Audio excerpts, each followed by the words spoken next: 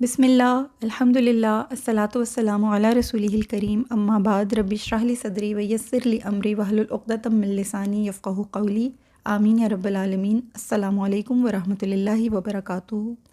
رحیق المختوم میں آج انشاءاللہ ہم اپنا لیکچر نمبر 28 سٹارٹ کر رہے ہیں، اور آج کا میرا ٹاپک ہے اعلانیہ دعوت و تبلیغ، یعنی رسول اللہ صلی اللہ علیہ وسلم اب دعوت اسلام کا جو حکم آپ رسول اللہ صلی اللہ علیہ وسلم کو عطا ہوا، اب اس کی جو اشاعت ہے وہ کھلی ہوگی، وہ علی اعلان ہوگی، کیونکہ اللہ رب العالمین کی طرف سے حکم آ چکا ہے۔ گویا ہم جو دعوت و تبلیغ کے جو ہم مراحل پچھلے لیکچر میں سمجھ رہے تھے، اس اعتبار سے رسول اللہ صلی اللہ علیہ وسلم اب دعوت و تبلیغ کے دوسرے مرحلے میں داخل ہو رہے ہیں، یعنی کہ اعلانیہ تبلیغ ہوگی۔ اس سلسلے میں ہم کچھ چیزوں کو اچھی طریقے سے سمجھنے کی کوشش کریں گے، جیسے کہ اللہ رب العالمین کے بارے میں، رسول اللہ صلی اللہ علیہ وسلم کے بارے میں قرآن کریم، اور آخرت کے بارے میں مشرکین کے یعنی کیا ان کے اوہام تھے، کیا ان کی افکار تھیں، انہیں جاننے کی کوشش کریں گے۔ پھر رسالت مآب صلی اللہ علیہ وسلم کو اس اسلام کی دعوت و تبلیغ میں، اس اشاعت میں کن رویوں کا سامنا کرنا پڑا، اسے سمجھنے کی کوشش کریں گے۔ یعنی سرعام دعوت حق دینے کے حکم کی تفصیلات کے بارے میں جانیں گے، اور سورہ لہب کے نزول اور دعوت اسلام پر مشرکوں کے رد عمل کے بارے میں بھی سمجھنے کی کوشش کریں گے کہ ان کی یعنی قریش کی مخالفت کے اسباب کیا تھے، اس کے بارے میں کچھ بات کریں گے۔ تو اللہ تعالیٰ سے دعا ہے کہ اللہ تعالیٰ ہمیں توفیق عطا فرمائے کہ ہم حق بات کو سمجھ سکیں، حق بات کو کہہ سکیں، اور اللہ تعالیٰ اس پورے پڑھنے میں، سیکھنے میں، سمجھنے میں ہماری کوئی کوتاہیوں کو، شارٹ کمنگ سے درگزر فرمائے، اور اللہ تعالیٰ ہمیں نافع علم عطا فرمائے، ہمیں رسول اللہ صلی اللہ علیہ وسلم کی محبت عطا فرمائے، ان کی اتباع کرنے کی، ان کی سنتوں کی پیروی کرنے کی توفیق عطا فرمائے، اور اللہ تعالیٰ خود پر ہمارا ایمان اتنا مضبوط کر دے کہ ہم بے دلیل اللہ کے اوپر ایمان رکھتے ہوں، ہمیں کسی دلیل کی ضرورت نہ پڑے، ہمارا ایمان اتنا راسخ اور اتنا مضبوط ہو جائے، ہم اللہ تعالیٰ کے بارے میں، آخرت کے بارے میں، کتاب و سنت کے بارے میں کسی الجھن کا شکار نہ ہوں۔ اللہ ہمارے ایمان کی حفاظت فرمائے، ہمارے والدین، ہماری اولاد کے حق میں ان تمام خیر اور بھلائیوں، نیک کاموں کو اللہ تعالیٰ صدقہ جاریہ بنائے، اور اللہ تعالیٰ ہمیں دنیا اور آخرت میں سرخروئی نصیب فرمائے، آمین یا رب العالمین۔ اپنے ٹاپک کو شروع کرتے ہیں۔ انشاءاللہ تعالیٰ آج جتنی اللہ نے توفیق عطا فرمائی اتنی آپ سے بات کروں گی، کیونکہ یہ دوسرا مرحلہ جو ہے، یہ تقریباً یہ تبلیغ جو ہے مکی زندگی میں جو ہو رہی ہے، اس میں بھی کچھ مراتب تھے، اور اس میں بھی کچھ یعنی کہ ذیلی مراحل ہیں۔ تو ہم انشاءاللہ جیسے جیسے جیسے جیسے ان میں داخل ہوں گے، آپ کے سامنے میں اس ٹاپک کا ٹائٹل رکھتی چلی جاؤں گی، اور انشاءاللہ تعالیٰ ہم اس کو اچھے طریقے سے سمجھنے کی کوشش کریں گے۔ دیکھیں، ہم نے لاسٹ لیکچر میں اس چیز کو اچھی طرح سمجھا ہے کہ خفیہ 3 سال میں جو خفیہ دعوت و تبلیغ کا سلسلہ رسول اللہ صلی اللہ علیہ وسلم نے شروع فرمایا، اس میں ہوا کیا تھا۔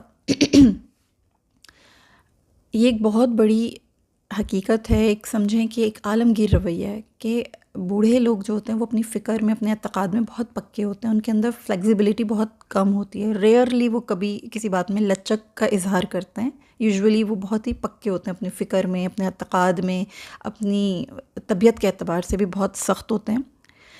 کتنی معقول بات ان کی سامنے رکھ دو، ان کی سمجھ میں نہیں آتی، اور اگر آتی بھی ہے تو تھوڑا ٹائم لیتی ہے، دیر لگتی ہے، انہیں منانا پڑتا ہے، منوانا پڑتا ہے، انہیں کنونس کرنا پڑتا ہے۔ اس کے برعکس نوجوانوں کا ذہن فطرتاً انقلاب پسند ہوتا ہے، وہ معقول بات کو جلدی سمجھ لیتے ہیں اور فوراً قبول بھی کر لیتے ہیں۔ لوگوں کی اسی ذہنی حالت سے رسول اللہ صلی اللہ علیہ وسلم کو بھی واسطہ پیش آیا، سابقہ پیش آیا۔ آپ صلی اللہ علیہ وسلم کی اہلیہ محترمہ، صاحبزادیوں اور احباب کے بعد جن سعادت مند خواتین و حضرات نے اسلام قبول کیا، ان کی اکثریت جوان لوگوں کی تھی۔ انہوں نے رسول اللہ صلی اللہ علیہ وسلم سے احکام الہی سیکھ کر اپنے شب و روز اللہ تعالیٰ کی عبادت اور معرفت کے لیے مخصوص کر دیے۔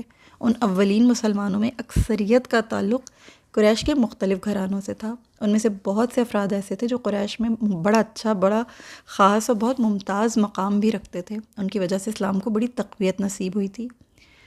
یہ شروع کے دن تھے، خفیہ دعوت ہو رہی تھی، چیدہ لوگ اسلام میں داخل ہوئے تھے، اور بہت بڑی یعنی بڑے پیمانے پر یہ تبلیغ جو تھی ابھی یعنی یوں کہہ لیجیے کہ ابھی ریگولیٹ نہیں ہوئی تھی۔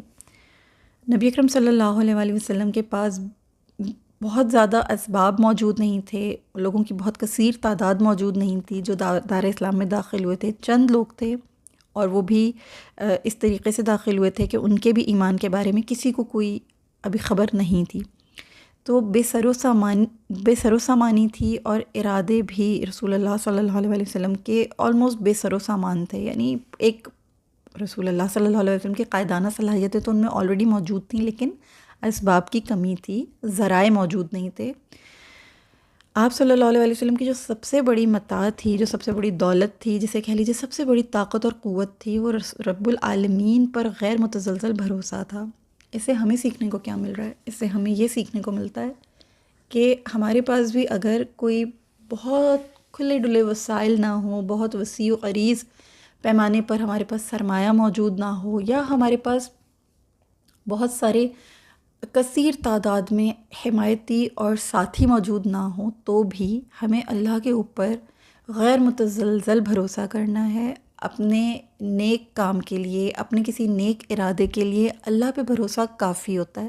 اللہ اس میں خود ہی برکت ڈالتے ہیں. اللہ تعالیٰ قطرہ قطرہ قطرہ خود ہی سمندر بنا دیتے ہیں. اگر آپ کی نیت اچھی ہو، آپ کا ارادہ خیر کی جانب ہو، آپ کے عمل کے اندر اخلاص ہو، اللہ تعالیٰ آپ کو وسائل کی فراہمی بھی عطا کرتے ہیں. اللہ تعالیٰ آپ کو وسائل کی فراخی بھی نصیب کرتے ہیں. اللہ تعالیٰ آپ کے ارادوں میں مضبوطی اور پائیداری بھی پیدا کرتے ہیں، اور آپ کو حمایتی بھی عطا کرتے ہیں. بس آپ کو اللہ پہ بھروسہ کرنا ہوتا ہے. تو کبھی بھی یہ نہیں سوچنا چاہیے کہ مجھے کوئی خیر کا کام کرنا تو ہے، مجھے کوئی بھلائی کا کام، اس کا ارادہ تو ہے، مگر مجھے جب تک اسباب مہیا نہیں ہو، میں کہاں سے سٹارٹ کروں، میں کیسے سٹارٹ کروں؟ نہیں، اللہ پہ بھروسہ کریں اور بس اللہ کا نام لے کے شروع کریں. رسول اللہ صلی اللہ علیہ وسلم نے یہی تعلیم ہمیں عطا فرمائی ہے. ان کے پاس بھی بے سر و سامان ارادوں کے علاوہ کچھ نہیں تھا. یعنی ارادے موجود تھے، لیکن ان میں بے سر و سامانی تھی، وسائل نہیں تھے. ان کے پاس ایسے ذرائع نہیں تھے، اسباب نہیں تھے، مگر بہت خوبصورت قائد ہیں، قائدانہ صلاحیتوں کو استعمال کیا. اللہ نے انہیں چنا ہوا تھا. نہایت کمپوزڈ شخصیت کے مالک تھے. تو آپ صلی اللہ علیہ وسلم نے ان تمام سکلز کو، ان تمام جتنی ان کے اندر یعنی کہ ان بلٹ صلاحیتیں تھیں، انہیں بروئے کار لے کر آئے. تو اپنا جائزہ لیں، اپنے آپ کو ٹٹولیں، کس چیز میں اللہ نے آپ کو بہت صلاحیت عطا کی ہے، اس کو استعمال کریں، ان سکلز کو یوزفل بنائیں اور دین کی خدمت میں لگائیں، یا انسانیت کی بھلائی کے کاموں میں لگیں. معاشرے کے لیے کچھ کیجئے، اپنی فیملی کے لیے کچھ کیجئے، اپنے دین اور اپنے عمل سے لوگوں کو بھلائی کی طرف بلائیے. یقین کریں اس میں بہت برکت ہوگی. خود ہی پنپ جائے گا، اللہ اس کو خود ہی پنپنے کا راہ دکھا دے گا. یہ قطرہ قطرہ اللہ خود ہی سمندر بنا دے گا. بہت امپورٹنٹ میسیج ہے یہ رسول اللہ صلی اللہ علیہ وسلم کی سیرت مبارک سے ہم سب کے لیے. کیونکہ رسول اللہ صلی اللہ علیہ وسلم اللہ پہ بے انتہا بھروسہ کرتے تھے، اسی بنیاد پر آپ نہایت خلوص اور استقلال سے لوگوں کو صراط مستقیم کی دعوت مستقل دیتے رہے. انہیں مسلسل اللہ تعالیٰ کی رسی کو مضبوطی سے تھامے رکھنے کی تلقین فرماتے رہے. اور آپ صلی اللہ علیہ وسلم کی یہ جو دعوت تھی، یہ خاص افراد تک محدود تھی.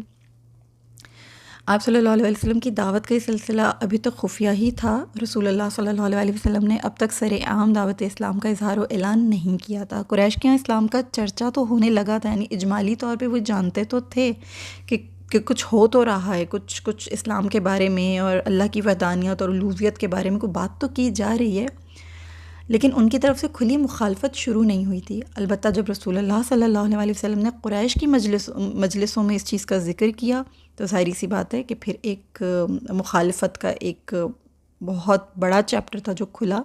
تو آج انشاءاللہ تعالی ہم اس کے بارے میں بات کریں گے اللہ کے حکم سے.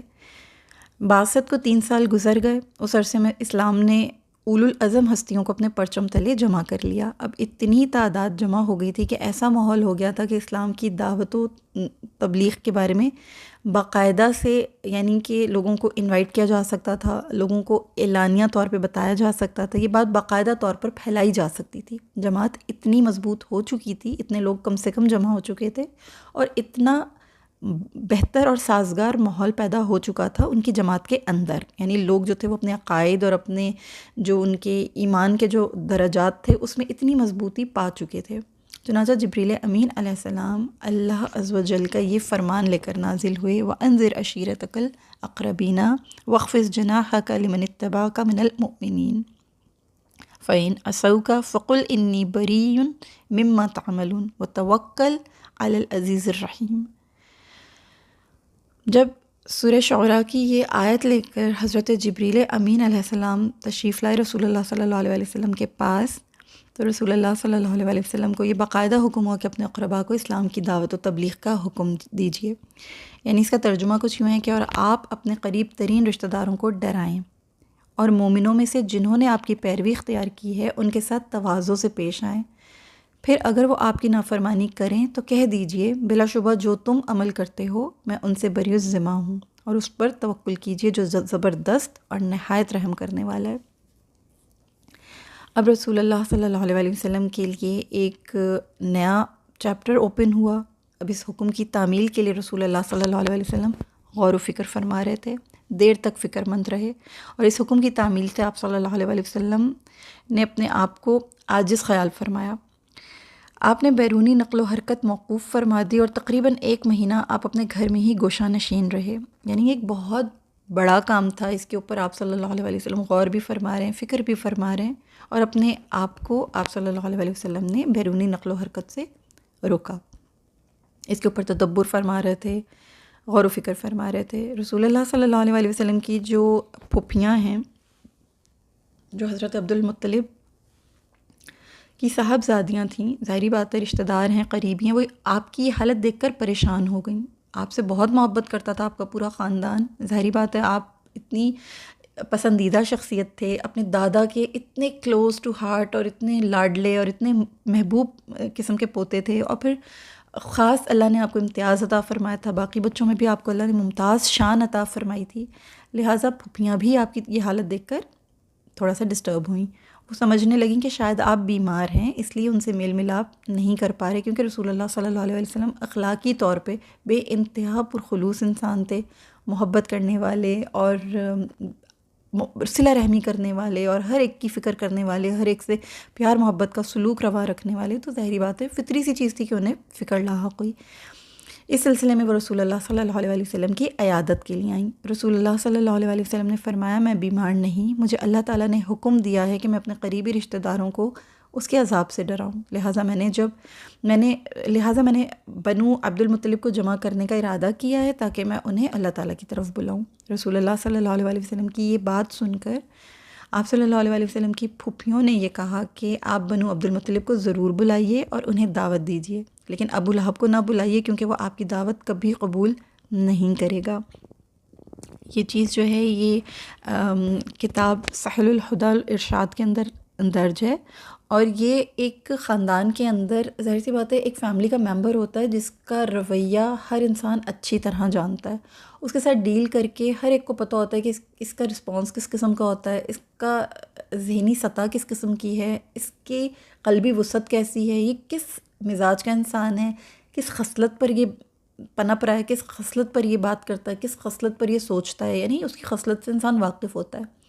تو یہ حال ابو لہب کا آلریڈی تھا. کیپ ان یور مائنڈ کہ ابو لہب کا کردار خاندان میں بھی کچھ خاص اچھا نہیں سمجھا جاتا تھا، یعنی کہ اس کی ایک شخصیت تھی جو شروع سے ہی اتنی ڈارک تھی.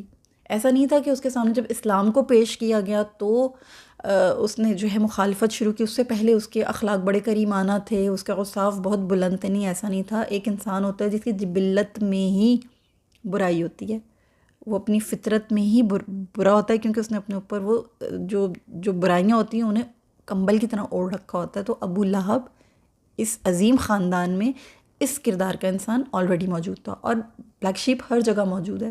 ٹھیک ہے، تو کیپ ان یور مائنڈ. بنو عبد المطلب کو دعوت حق دینے کے لیے ضیافت کا اہتمام فرمایا گیا. اب نبی اکرم صلی اللہ علیہ وسلم نے یہ سوچا، ان کی جو حکمت عملی تھی وہ یہ تھی کہ بنو مطلب کو دین اسلام کی دعوت پہنچانے کے لیے مدعو کیا جائے. اس سلسلے میں انہوں نے حضرت علی رضی اللہ تعالی عنہ کو یہ حکم فرمایا کہ آپ انہیں جمع کیجیے، یعنی قریش کے جو سرداران ہیں انہیں جمع کیجیے، انہیں دعوت دیجیے، انہیں دعوت پہ بلائیے. ایک روایت میں سیدنا علی المرتضیٰ کرم اللہ وجہ الکریم کا بیان ہے. وہ یہ فرماتے ہیں کہ جب آیت وَأَنذِرْ عَشِيرَتَكَ الْأَقْرَبِينَ نازل ہوئی اور آپ اپنے قریب ترین رشتہ داروں کو ڈرائیں، جب یہ نازل ہوئی تو رسول اللہ صلی اللہ علیہ وسلم نے مجھے حکم دیا، اے علی، بکری کی 1 ران اور 1 صاع غلے کا کھانا تیار کرو اور ایک بڑے پیالے میں دودھ تیار رکھو پھر فرمایا بنو عبد المطلب کو جمع کرو تاکہ میں ان سے بات کروں اور جس چیز کا مجھے حکم دیا گیا ہے وہ انہیں پہنچا دوں۔ سیدنا علی کرم اللہ وجہ الکریم کی معاونت اور ان کی سعادت کا آپ درجہ دیکھیے کہ وہ بچے ہیں ابھی، وہ اتنے بڑے نہیں ہوئے ہیں، اتنے بڑے نوجوان نہیں ہیں، مگر رسول اللہ صلی اللہ علیہ وسلم ان پر بھروسہ بھی کر رہے ہیں، اور کیونکہ اپنے گھر کے لوگوں کو بلانا ہے، اپنے خاندان کے لوگوں کو بلانا ہے، لہٰذا بھروسہ سب سے پہلے جو اقربا میں جو سب سے زیادہ قابل بھروسہ ہیں اول دن سے حضرت علی کرم اللہ وجہ الکریم ہے، جبکہ ابھی چھوٹے ہیں، آپ ان کی عمر پہ غور کیجئے، لیکن رسول اللہ صلی اللہ علیہ وسلم کا جو استقلال ہے، جو ان کے اوپر ان کا بھروسہ ہے، اور نبوت کی نگاہ سے وہ جو کچھ دیکھ رہے ہیں اس میں حضرت علی کرم اللہ وجہ الکریم ہی وہ واحد شخصیت ہیں جو اس کام کے لیے چنے گئے۔ حضرت علی کرم اللہ وجہ الکریم فرماتے ہیں میں نے رسول اللہ صلی اللہ علیہ وسلم کے حکم کی تعمیل کی اور بنو عبد المطلب کو بلایا، کم و بیش 40 افراد جمع ہو گئے۔ ان لوگوں نے آپ صلی اللہ علیہ وسلم کے یعنی ان لوگوں میں آپ صلی اللہ علیہ وسلم کے جتنے بھی چچا حضرات تھے، حضرت جناب ابو طالب بھی موجود تھے، حضرت حمزہ بھی موجود تھے، حضرت عباس رضی اللہ تعالیٰ عنہم، یہ تمام چچا حضرات موجود تھے، اور ابو لہب بھی موجود تھا کیونکہ وہ بھی ظاہر چچا تھا، وہ بھی موجود تھا۔ تو جب وہ اکٹھے ہو گئے اور رسول اللہ صلی اللہ علیہ وسلم نے مجھے وہی کھانا لانے کا حکم دیا جو آپ صلی اللہ علیہ وسلم کے حکم پر تیار کیا گیا تھا، سرید کا پیالہ آپ صلی اللہ علیہ وسلم کی خدمت میں پیش کیا گیا۔ رسول اللہ صلی اللہ علیہ وسلم نے بکرے کی ران کے گوشت کے کچھ حصے کو اپنے دانتوں سے الگ کیا اور پھر اسے برتن کے اطراف میں رکھ کر حاضرین کے سامنے پیش کیا اور فرمایا کلو بسم اللہ کے نام سے کھائیے۔ لوگوں نے کھانا تناول کرنا شروع کر دیا، یہاں تک کہ تمام لوگ سیر ہو گئے اور مزید کھانے کی حاجت ہی نہ رہی۔ پھر رسول اللہ صلی اللہ علیہ وسلم نے فرمایا اے علی انہیں دودھ پلائیے۔ میں دودھ کا بڑا پیالہ لایا، لوگوں نے اس سے پیا، یہاں تک کہ تمام لوگ سیر ہو گئے۔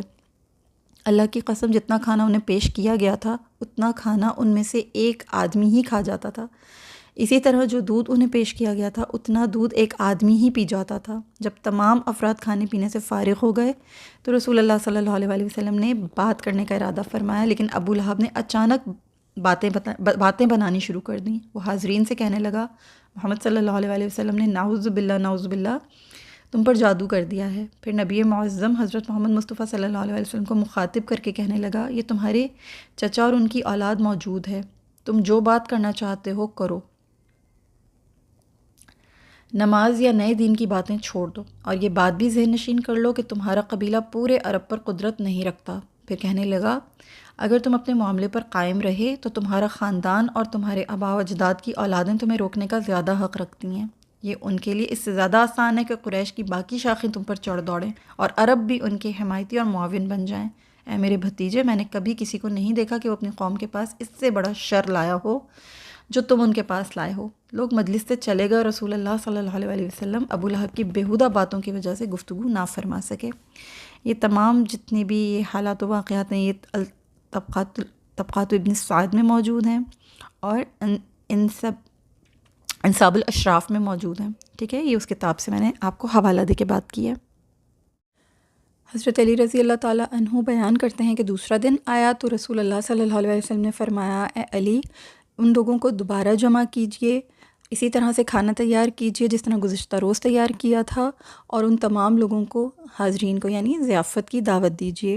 حضرت علی کرم اللہ وجہ الکریم نے رسول اللہ صلی اللہ علیہ وسلم کے حکم کی تعمیل کی، لوگوں کو جمع کیا، تمام لوگوں نے اسی طرح محفل میں حاضر ہو کر کھانا بھی کھایا اور اس دودھ کو بھی پیا، اور وہی تمام جو رویہ تھا اسی کو اپناتے ہوئے ابو لہب نے پھر دوبارہ بات میں پہل کر دی اور نبی اکرم صلی اللہ علیہ وسلم نے خاموشی اختیار کی رکھی۔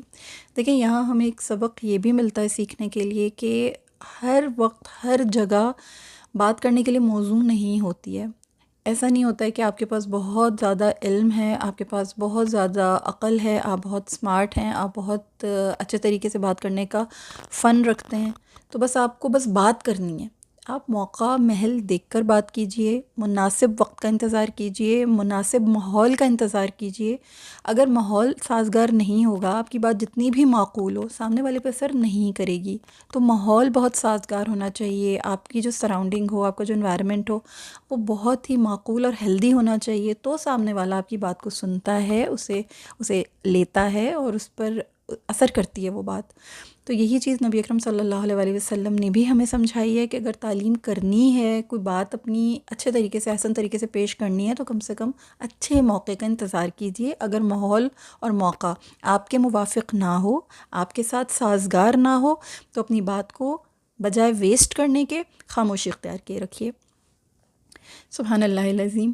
پھر جب تیسرا دن آیا تو اسی طرح ضیافت ہوئی، اور سب نے کھانا جب کھا لیا تو نبی اکرم صلی اللہ علیہ وسلم اس سے پہلے کہ ابو لہب بات شروع کرتا، رسول اللہ صلی اللہ علیہ وسلم محفل میں اٹھ کھڑے ہوئے، اور آپ صلی اللہ علیہ وسلم نے اللہ تعالیٰ کی حمد و ثنا پیش کی اور یوں ارشاد فرمایا، یہ آپ کی اسکرین کے اوپر آ رہا ہے، یہ پورا جو نبی اکرم صلی اللہ علیہ وسلم نے وہاں ارشاد مبارک فرمایا تھا، میں اس کا ترجمہ آپ کے سامنے رکھتی ہوں کہ اللہ جل شانہ ہی کے لیے تمام تعریفات ہیں، میں اسی کی تعریف کرتا ہوں، اسی سے مدد طلب کرتا ہوں، میں اسی پر ایمان لاتا ہوں اور اسی پر بھروسہ رکھتا ہوں، میں گواہی دیتا ہوں کہ اللہ کے سوا کوئی معبود برحق نہیں، وہ ایک ہی ہے، اس کا کوئی شریک نہیں، بلا شبہ رہنما اپنے کنبے سے جھوٹ نہیں بولتا۔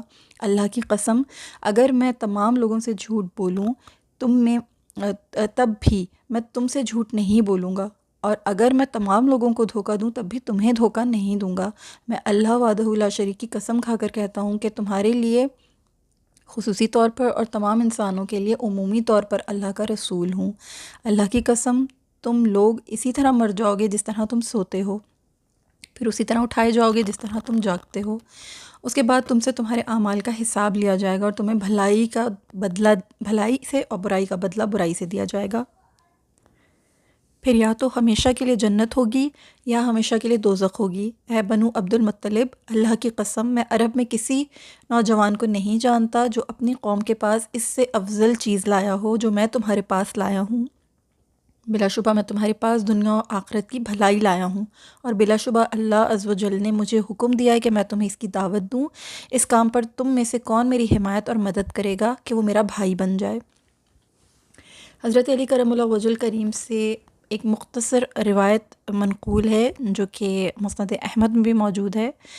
حضرت علی کرم اللہ وجہ الکریم یوں ارشاد فرماتے ہیں کہ جب نبی اکرم صلی اللہ علیہ وسلم نے یوں ارشاد فرمایا کہ اے بنو عبد المطلب، میں خاص تمہاری طرف اور تمام بنی نوع انسان کی طرف بھیجا گیا ہوں، اس کھانے اور دودھ میں برکت کی نشانی تم دیکھ ہی چکے ہو، تم میں سے کون اس بات پر میری بیعت کرے گا کہ وہ میرا ساتھی اور بھائی بن جائے؟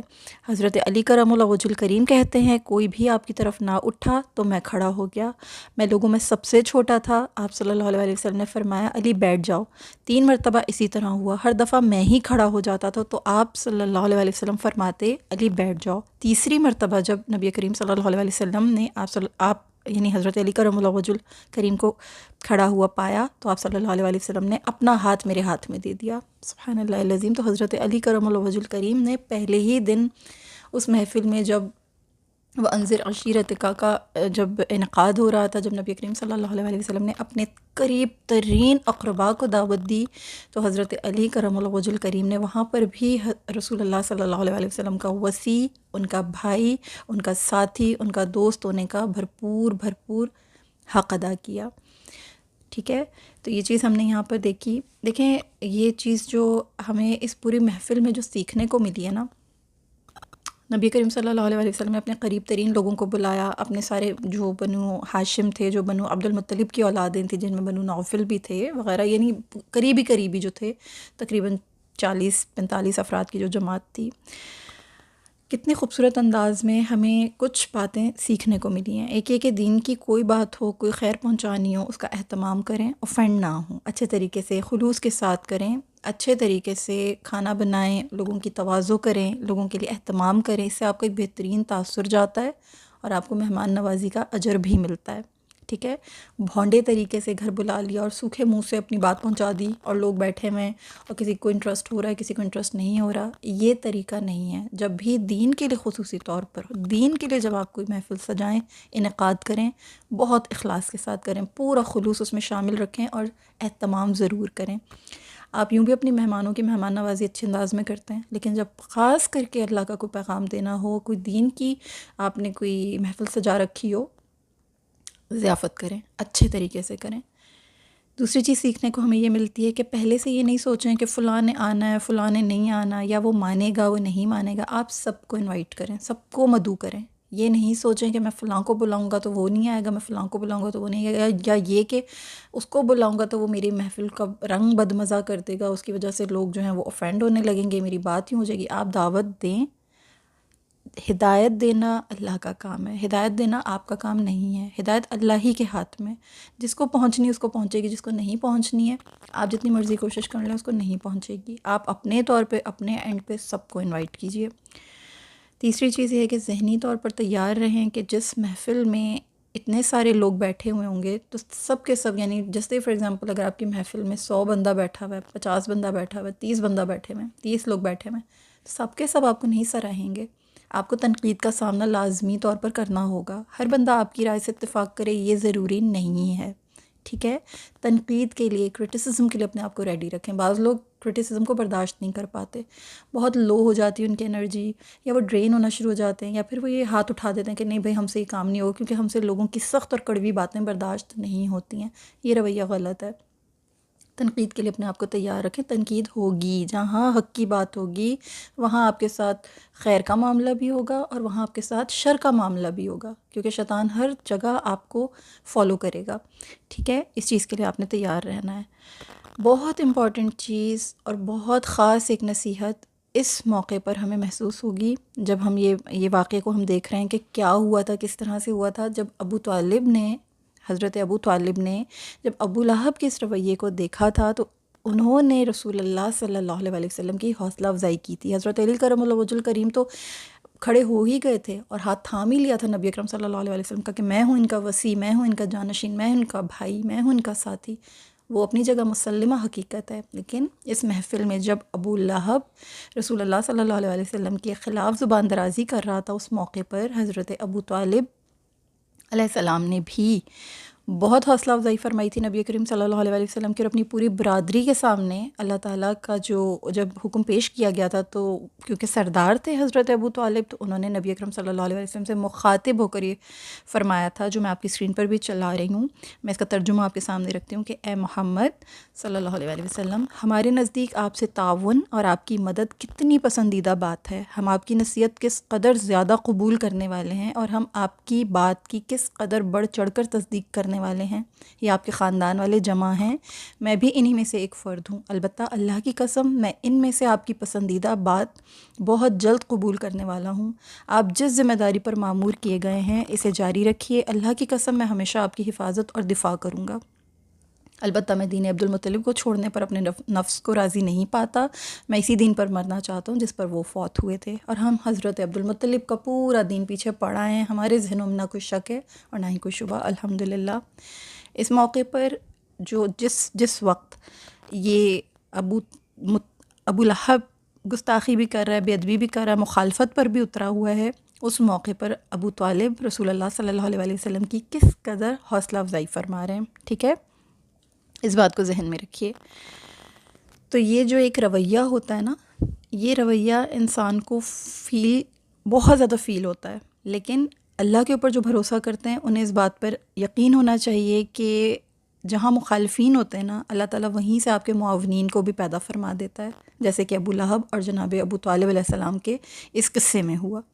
یعنی ایک چچا تو دونوں ہی ہیں، ایک کتنی سخت اور کھلی ڈلی آپ کی مخالفت کر رہا ہے، اور دوسرے کتنے ڈنکے کی چوٹ پر آپ کی حمایت اور آپ کے دفاع کے لیے کھڑے ہو رہے ہیں، ان کے بیٹے آپ کے لیے کھڑے ہو رہے ہیں۔ تو یہ اللہ تعالیٰ نے ہی معاونین کو چنا ہوا ہوتا ہے، اللہ تعالیٰ نے ہی انہیں اس کام کے لیے آپ کے لیے پہلے سے تیار کر رکھا ہوتا ہے، یہ اللہ کی اپنی تدبیریں ہوتی ہیں۔ اس لیے اس بات پر ایمان رکھنا چاہیے کہ اللہ تعالیٰ جہاں مخالفین ہوں گے اللہ ہمارے لیے معاونین کو بھی خود ہی پیدا فرما دیں گے، ٹھیک ہے؟ الحمدللہ۔ اب نبی اکرم صلی اللہ علیہ وسلم کیونکہ بہت ان کو ایک ہمت ملی، ان کی طبیعت میں بہت ایک اطمینان آیا، آپ پورے صبر، استقامت اور حق و صداقت کے ساتھ چراغ روشن کی طرح اس دین کو جو ہے پھیلاتے رہے، اور آپ نے یہ فیصلہ کر لیا کہ اب آپ یہ دعوت حق جو ہے یہ کھلی ڈلے طریقے سے جو ہے اس کی اشاعت فرمائیں گے، اور آپ اب کسی کی مخالفت سے بالکل بھی اپنے آپ کو یعنی کہ پیچھے نہیں ہونے دیں گے، آپ اپنے مقصد عظیم کو کبھی بھی فراموش نہیں کریں گے، کیونکہ آپ کو اپنے چچا کی حمایت مل گئی تھی۔ یہ سلسلہ چلتا رہا دعوت عام کا. یہ جو حکم تھا اب رسول اللہ صلی اللہ علیہ وآلہ وسلم جب کہ بنو عبد المطلب کو جتنی بھی ان کے اقربا تھے ان کو دعوت دے چکے تھے, اللہ تبارک و تعالیٰ نے ایک اور حکم نازل فرمایا, اور وہ تھا بیسیکلی سورۃ الحجر کی یہ آیت کہ فَاسْتَعْ بِمَا تُؤْمَرُوا وَأَعْرِضْ عَنِ الْمُشْرِكِينَ. جس چیز کا آپ کو حکم دیا جاتا ہے اسے کھول کر سنا دیجیے اور مشرکین سے بے رخی برتیے. اس آیت میں اللہ عز و جل نے رسول اللہ صلی اللہ علیہ وسلم کو حکم دیا کہ دعوت و تبلیغ کا فرض اب سر عام انجام دیجیے. دیکھیں پہلے بھی جو نبی اکرم صلی اللہ علیہ وسلم یہ جو دعوت و تبلیغ فرما رہے تھے نا, یہ ہم اس کو خفیہ اس زمرے میں نہیں کہتے ہیں کہ یہ ہڈنلی ہو رہا تھا, چھپ کر ہو رہا تھا, بہت خفیہ تھا, مخفی تھا. یہ اوپن سیکرٹ تھا. ہم یہ کہہ سکتے ہیں کہ یہ بہت پرائیویٹ تھا, بہت کانفیڈینشیل تھا. اس میں عام جو مشرکین مکہ تھے یا عام جو سرداران قریش تھے انہیں دعوت نہیں دی گئی تھی. سب سے پہلے یہ ان چند عظیم لوگوں کو جو پرائیویٹ تھے, کانفیڈینشیل تھے, اور یعنی کہ کھلے ڈلے تھے. وہ لوگ بہت زیادہ تکبر کا شکار نہیں تھے, بہت زیادہ ان کے اندر حق بات کے لیے جو ہے ایک گھٹن نہیں تھی. ان تک یہ دعوت کا پیغام جا رہا تھا. وہ ہراول دستہ ہم نے دیکھا کہ وہ 3 سال میں تیار ہو گیا تھا. اس میں اولو العزم قسم کے جو نیک لوگ تھے وہ اس پرچم تلے آ گئے تھے, اس کے اسلام کے سائے میں وہ لوگ شامل ہو چکے تھے, داخل ہو چکے تھے. اس کے بعد اقربا کے لیے حکم آیا, تو اقربا کی محفل میں بھی تمام لوگوں نے نبی اکرم صلی اللہ علیہ وسلم کے ساتھ اچھا سلوک رکھا, اچھا معاملہ کیا, اور ان کی حمایت کے لیے حضرت ابو طالب نے تو اعلان فرما دیا, اور جب قبیلے کا سردار کہہ دے تو باقی سب تو حمایتی ہو ہی جاتے ہیں, ٹھیک ہے. لیکن ان تمام اقربا میں جو سب سے زیادہ متعصب تھا وہ ابو لہب تھا, ٹھیک ہے. یہ ابو لہب کا کردار تھا. انشاءاللہ اس کے بارے میں آگے بھی آپ لوگوں کے ساتھ کھل کے بات کروں گی, بتاؤں گی کہ اس نے اور اس کی بیوی نے کس کس قسم کے نیچ ہتھ کنڈے استعمال کیے تھے نبی اکرم صلی اللہ علیہ وسلم کے خلاف, اور کس کس طرح سے اس نے مخالفتیں کی تھیں, کہاں کہاں اس نے کانٹے بچھائے, روڑے اٹکائے, اور کیا نہیں کیا. وہ میں انشاءاللہ بھی آپ کے ساتھ آگے بھی ذکر کروں گی. اس کے بعد جب یہ اللہ تعالیٰ نے ارشاد فرما دیا کہ اب آپ کھلے عام دعوت دیجیے, تو اب یہ جو دعوت ہے نا, اب یہ اقربا سے باہر مکہ کے لوگوں کے لیے ہے. یعنی اب جو قریش ہے, آپ کو پتہ ہے کہ قریش کے بہت سارے گھرانے تھے, لیکن جو بالکل رسول اللہ صلی اللہ علیہ وسلم کا امیجیٹ گھرانہ تھا وہ عبد المطلب کا گھرانہ تھا, بنو ہاشم تھے. وہ میں نے آپ لوگوں کے سامنے رکھ دیا. اب یہ دعوت مکہ کے لوگوں کے لیے, اس میں مشرکین بھی موجود ہیں, سرداران قریش بھی ہیں, اور طرح طرح کے رویے بھی ہیں. اب کیا ہوا؟ اب ہوا یہ کہ اس آیت میں جب اللہ تعالیٰ نے یہ حکم دے دیا کہ آپ اعلانیہ اسلام کی ترغیب کیجئے, مسلمانوں تک پہنچا دیجئے یہ تمام بات, یعنی کہ تاکہ وہ لوگ مسلمان ہو جائیں, بیسیکلی لوگوں کو اسلام کی طرف بلائیے تاکہ وہ مسلمان ہو جائیں. تو اس دعوت حق کی راہ میں جو صبر تھا وہ یہ تھا کہ جاہلوں سے بھی واسطہ پڑھنا تھا, دشمنوں سے بھی واسطہ پڑھنا تھا, جھٹلانے والوں سے بھی واسطہ پڑھنا تھا نبی کریم صلی اللہ علیہ وسلم کا. تو ان تمام چیزوں کو سامنے رکھتے ہوئے نبی اکرم صلی اللہ علیہ وسلم نے اس اظہار اعلان کے لیے یہ فیصلہ فرمایا کہ آپ کوہ صفا پر تشریف لے گئے. اب کوہ صفا وہاں پر دیکھیے, نہ تو کوئی اس وقت میڈیا کا دور تھا, نہ کوئی ٹویٹر تھا, نہ ہی کوئی اور آپ کے پاس ماس کمیونیکیشن کے لیے کوئی اور ذرائع ہوا کرتے تھے. تو وہاں کے لوگ کیا کرتے تھے کہ جو صفا پہاڑی تھی, جو صفا اور مروہ, تو مکہ میں یہ بہت اونچا پہاڑ ہوا کرتا تھا, تو اس کے اوپر لوگ مطلب کھڑے ہو جایا کرتے تھے, اور اگر کوئی بہت خاص پیغام ہوتا تھا تو اس کو جو ہے بہت اونچی آواز میں, بہت بلند آواز میں وہاں سے لوگوں کو متوجہ کیا کرتے تھے. یہی چیز نبی اکرم صلی اللہ علیہ وسلم نے بھی یہی طریقہ اپنایا تھا کہ لوگوں کو جو ہے ایک خاص چیز کے لیے متوجہ کیا جائے, اور وہ وہاں پہ کوہ صفا کے اوپر تشریف لے گئے. آپ صلی اللہ علیہ وسلم بلند آواز سے لوگوں کو خبردار کرتے ہوئے فرمایا, یا صباحہ, یعنی لوگوں صبح کی پکار سنو. صبح کہتے ہیں صبح کے وقت کو. تو یہ ان لوگوں کا طریقہ ہوا کرتا تھا, یہ ان کی بیسیکلی ایک اناؤنسمنٹ ہوا کرتی تھی.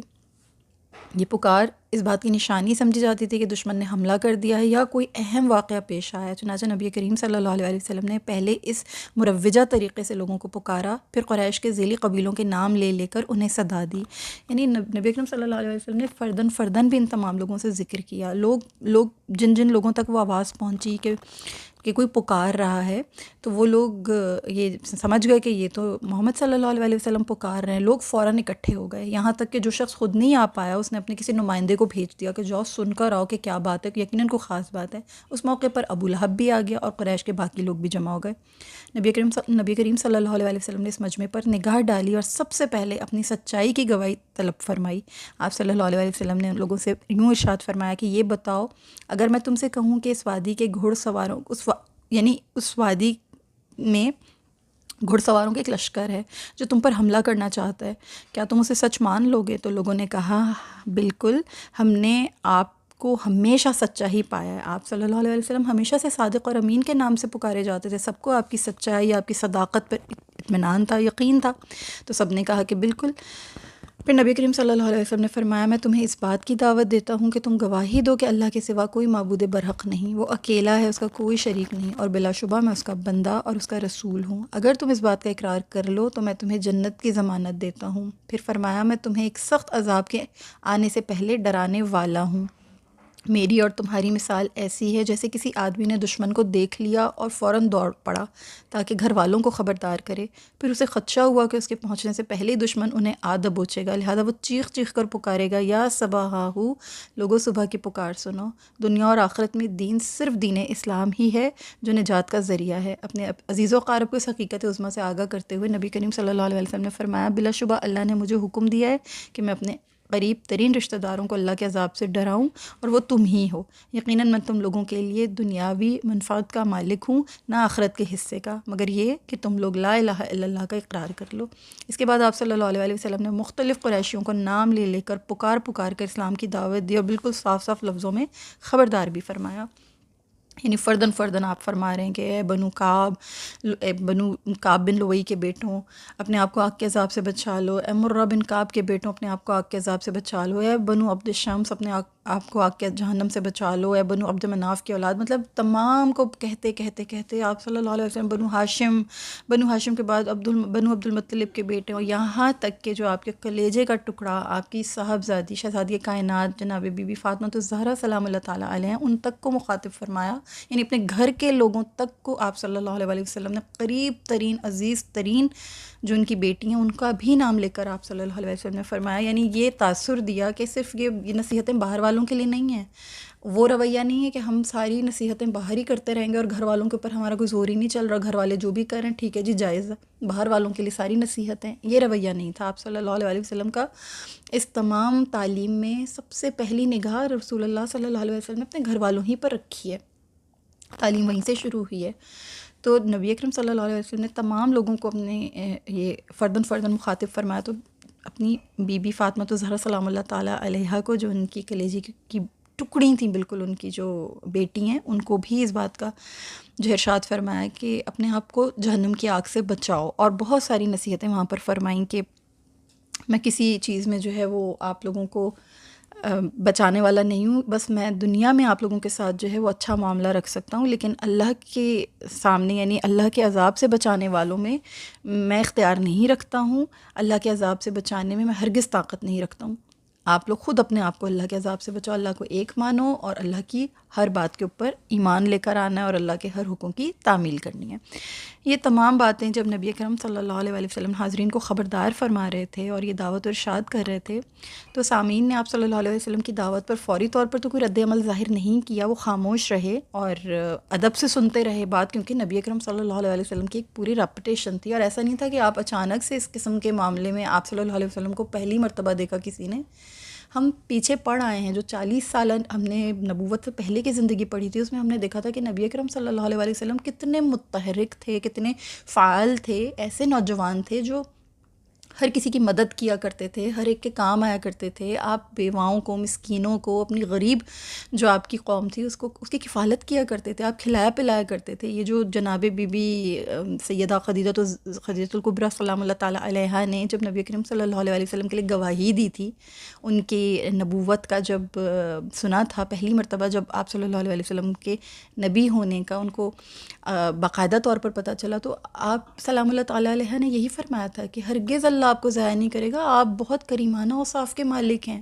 یعنی یہ ایسا نہیں کہ صرف آپ ایک نبی ہونے کا دعویٰ کریں، آپ کی قوم جانتی ہے کہ آپ کس طرح بیواؤں، یتیموں، مسکینوں، غریبوں کی کفالت کرتے ہیں. اپنے لیے تو آپ کما رہے ہیں، اپنے بال بچوں کے لیے تو آپ لاتے ہیں، آپ قصب حلال ان کے لیے بھی کر رہے ہیں، ان کو بھی وقت دے رہے ہیں. متحرک شخصیت تھے رسول اللہ صلی اللہ علیہ وسلم. ہم نے دیکھا تھا کہ جب وہ حلف الفضول ہوا تھا اس میں بھی رسول اللہ صلی اللہ علیہ وسلم موجود تھے بحیثیت ایک نوجوان. وہاں پر بھی آپ موجود تھے، کتنے متحرک ہیں وہاں پر بھی. پھر ہم نے یہ بھی دیکھا تھا کہ جب حجر اسود کو نصب کرنے کا وقت آیا تھا تو سب نے نبی اکرم صلی اللہ علیہ وسلم پر کس قدر بھروسہ کیا تھا، اطمینان کیا تھا. وہ وقت بھی ہم نے دیکھا تھا. تو ایسا نہیں تھا کہ رسول اللہ صلی اللہ علیہ وسلم کی شخصیت کوئی بہت ہی متنازع شخصیت تھی معاذ اللہ، یا پھر بہت ہی مشکوک قسم کی کوئی شخصیت ہے جو سامنے آ کے اچانک ایک دن کہہ رہی ہے کہ میں اللہ کا نبی ہوں اور میں جو کہہ رہا ہوں وہ سچ ہے، اس کو مانو. لوگ جانتے تھے، لوگوں کو پتہ تھا. وہاں جو ان کا معاملہ تھا وہ کچھ یوں تھا کہ جو سرداران تھے نا، جو قریش کے لوگ تھے، جو سردار بہت ضدی اور ہٹ دھرم تھے، ان کے اندر یہ خوف تھا کہ اب تو ہماری سرداری چلی جائے گی، ہم تو کھو دیں گے اپنا سٹیٹس. ہم تو اسی وجہ سے پہچانے جاتے ہیں کہ ہمارے پاس مال ہے، ہمارے پاس یہ سب کچھ ہے، اور بہت ساری اور وجوہات تھیں انشاءاللہ جن پہ میں بھی بات کروں گی. تو وہ سب کچھ کھو جانے کا خوف ان کو آگے نہیں بڑھنے دے رہا تھا. جبکہ جو نادار طبقہ تھا، جو غریب لوگ تھے یا جو مسکین لوگ تھے، جو چاہتے تھے کہ ہماری ان برائیوں سے جان چھوٹے، جن برائیوں میں یہ قوم لت پت ہے، انہوں نے فوراً لبیک کہا. وہ فوراً رسول اللہ صلی اللہ علیہ وسلم کے متعی ہو گئے، تابعدار ہو گئے اور اللہ پر فوراً ایمان لے آئے. ٹھیک ہے، تو یہ دو طرح کے رجحانات تھے. پھر جب یہ ساری بات سن لی تو مجمع تو کچھ نہ کہا، مجمع تو خاموش رہا، کوئی رد عمل ظاہر نہیں کیا اور کسی نے بد زبانی بد اخلاقی نہیں کی. بس ایک بدبخت وہاں موجود تھا جس کا نام ابو لہب تھا. وہ فوراً بول اٹھا اور کہنے لگا تو دن بھر غارت ہو، کیا تو نے ہمیں اسی لیے اکٹھا کیا تھا؟ استغفر اللہ العظیم. اس کے جواب میں اللہ تعالیٰ نے سورہ تبت یدا ابی لہب نازل فرمائی تھی، کیونکہ اس نے بہت ہی بدتمیزی کے ساتھ اور بہت ہی خراب لفظوں میں رسول اللہ صلی اللہ علیہ وسلم کے لیے زبان درازی کی تھی. تو اللہ تعالیٰ کو اس بدبخت کا یہ انداز پسند نہیں آیا تھا. اور صرف یہی چیز نہیں تھی، اس کی اور بھی بہت ساری گستاخیاں اور بے ادبیاں تھیں جس کا میں آگے آپ لوگوں کے ساتھ ذکر کروں گی. ٹھیک ہے، تو یہ ابو لہب کا رویہ تھا. اس نے گستاخی کی، بدتمیزی کی، اور اللہ رب العالمین کو اس کا یہ رویہ پسند نہ آیا. پھر ہوا یہ کہ نبی اکرم صلی اللہ علیہ وسلم نے اپنے جو شام و سحر تھے وہ دین حنیف کے لیے وقف کر دیے، اور آہستہ آہستہ دین اسلام کی برملا دعوت کا سلسلہ شروع ہو گیا. قریش کی مجلسوں میں تشویش کی لہر دوڑ گئی. ان کو تو یہ محسوس ہونے لگا کہ یہ تو بہت ہی مسئلہ خراب ہو جائے گا. لہٰذا ابو لہب نے جس طرح نبی اکرم صلی اللہ علیہ وسلم کی مخالفت پر کمر باندھی، اس سے دوسرے لوگوں کو بھی شے ملی. یوں محمد صلی اللہ علیہ وسلم کے خلاف جگہ جگہ باتیں ہونے لگیں. دیکھیں، انبیاء اور رسول کی دعوت اسلام کے خلاف جو طاغوتی قوتیں ہوتی ہیں نا، ان کا سب سے بڑا حربہ یہ ہوتا ہے کہ وہ اپنے آباء و اجداد کی تقلید کا حوالہ دیتے ہیں کہ یہ تو ہمارے آباء و اجداد بھی کرتے تھے، اب تم نئی بات جو لے کر آ گئے، ہمارے بڑوں نے تو ایسا نہیں کیا تھا، ہم ایسا کیوں کریں. اور یہ ایک حقیقت عظمیٰ ہے، اس سے کسی کو انکار نہیں ہے کہ جب اللہ وحدہ لا شریک کی عبادت کا جب وقت آیا تو یہ انسانی فطرت کا تقاضا تھا کہ اللہ ایک ہے، اس کی عبادت کرنی ہے. اہم ترین تقاضا یہ ہوتا ہے کہ جب انبیاء کوئی احکام لے کر آتے ہیں تو امتیں اس کو قبول کرتی ہیں. رسول اللہ صلی اللہ علیہ وسلم کے بھی ساتھ یہی معاملہ پیش آیا کہ جب ان کے سامنے یعنی بات رکھی گئی، قریش کے جو مشرکین تھے ان کے سامنے یہ بات رکھی گئی تو انہوں نے بھی وہی ضد کی کہ نہیں، ہمارے تو بڑے، ہمارے تو آباء و اجداد ان کاموں میں نہیں تھے، ان باتوں پہ نہیں تھے، تو ہم اس بات پر کس طرح سے ایمان لیں. وہ تو انہوں نے بھی نہیں کیا تھا. قرآن میں اس چیز کا تذکرہ آیا ہے. دیکھیں، حضرت ابراہیم علیہ السلام نے جس وقت اپنی قوم کے سامنے اللہ رب العزت کی بندگی کی دعوت دی تھی نا، تو لوگوں نے، جو حضرت ابراہیم علیہ السلام کی قوم تھی، اس کا سورہ شعراء میں بھی ذکر آیا ہے کہ لوگوں نے یہ کہا تھا کہ قالوا بل وجدنا آباءنا کذلک یفعلون. انہوں نے کہا نہیں، بلکہ ہم تو اپنے باپ دادا کو اسی طرح کرتے، ہم نے اپنے باپ دادا کو اسی طرح کرتے پایا ہے. حضرت ابراہیم علیہ السلام کی قوم نے اپنے آباء و اجداد کی تقلید کے بارے میں یہ بات کی تھی، تو انہوں نے صاف منع کیا تھا کہ ہم اللہ کی عبادت نہیں کریں گے، کیونکہ ہمارے باپ دادا نے اس طرح نہیں کہ صدیاں گزر جانے کے بعد یہی چیز جو حضرت ابراہیم علیہ السلام کو سننے کو ملی، وہی چیز دعوت توحید جب سامنے پیش کی گئی تو رسول اللہ صلی اللہ علیہ وسلم کو بھی سننے کو ملی گئی. سورہ لقمان میں اس کا ذکر آیا کہ انہوں نے کیا کہا، قالوا بل نتبع ما وجدنا علیہ آباءنا، انہوں نے کہا نہیں، بلکہ ہم نے جس راستے پر اپنے باپ دادا کو پایا ہم تو اسی کی پیروی کریں گے۔ یعنی اپنے آباء و اجداد کی اندھی تقلید نے ان کی عقل کو اس قدر معوف کر دیا کہ نہ صرف انہوں نے دین اسلام کی حقانیت کو ماننے سے انکار کر دیا، بلکہ وہ تکبر میں مبتلا ہو کر اسلام کے پیش کردہ حقائق کو جھٹلانے لگے، اور آخرت کی جو وعیدیں تھیں ان کا بھی مذاق اڑانے لگے۔ وہ اتنے ہٹ دھرم قسم کے لوگ تھے کہ جب مسلمان غریبوں کو دیکھتے تھے تو ان کا مذاق اڑاتے تھے اور کہتے تھے کہ کیا تمہارے پاس زمین کے بادشاہ آئے ہیں، وہ کل کسرائے ایران اور قیصر روم کے تخت پر قبضہ کریں گے، ان کا مذاق اڑایا کرتے تھے۔ نبی کریم صلی اللہ علیہ وسلم نے ان کی ان بیہودہ باتوں کی بالکل پرواہ نہیں کی۔ آپ صلی اللہ علیہ وسلم پوری استقامت کے ساتھ ڈٹ کر شام و سحر لوگوں کو اللہ تعالیٰ کے دین کی طرف دعوت دیتے رہے، اور اہل مکہ کی اکثریت مخالفت پر ڈٹی رہی۔ اللہ تعالیٰ نے بت پرستوں کی تکذیب پر نبی اکرم صلی اللہ علیہ وسلم کی جو تالیف قلب ہوتی تھی نا، اس کے لیے آیات نازل فرمائیں، حوصلہ بڑھاتے رہے رسول اللہ صلی اللہ علیہ وسلم کا، یعنی ایک حوصلہ دیتے تھے اللہ تعالیٰ ان کی ثبات قدمی کے لیے، ان کا دل بڑھاتے تھے، اور ان کو یہ حکم دیتے تھے کہ بس آپ پریشان نہیں ہوں، آپ غمگین نہ ہوں۔ جیسے کہ یہ جو آیت نازل فرمائی تھی اللہ تعالیٰ نے کہ قد نعلم انہ لیحزنک الذی یقولون فانہم لا یکذبونک ولکن الظالمین بآیات اللہ یجحدون۔ اے نبی صلی اللہ علیہ وسلم، بے شک ہم جانتے ہیں کہ بے شک آپ کو وہ بات غمگین کرتی ہے جو وہ کہتے ہیں، بس بے شک وہ آپ کو نہیں جھٹلاتے، بلکہ دراصل یہ ظالم تو اللہ کی آیات کا انکار کرتے ہیں۔ سورہ نام کی آیت ہے یہ، ٹھیک ہے۔ تو ان کو یہ یہی کرتے آئے، اور اللہ تعالیٰ حوصلہ دے رہے تھے کہ آپ کی نہیں تکذیب کر رہے، یہ آپ کو نہیں جھٹلا رہے ہیں، یہ تو اللہ تعالیٰ کی آیات کو جھٹلا رہے ہیں۔ اور اللہ تعالیٰ ان کو وقتاً فوقتاً تسلیاں دیتے تھے، تائید کرتے تھے، تحفظ کے لیے آیات نازل فرماتے تھے، تاکہ آپ صلی اللہ علیہ وسلم اپنا جو دعوت و تبلیغ کا فریضہ ہے اس کو یکسو ہو کر نبھائیں، اور کسی قسم کی آپ جو ہے پریشانی کا سامنا نہ ہو، آپ کسی الجھن میں نہ رہیں، بے باکی اور دلیری سے اسلام کا پیغام پہنچائیں، اور یہ آپ کے جو ارادے ہیں، یہ ان کے ناپاک ارادے جو ہیں وہ بالکل بھی کسی قسم کی تکمیل کو نہ پہنچ پائیں۔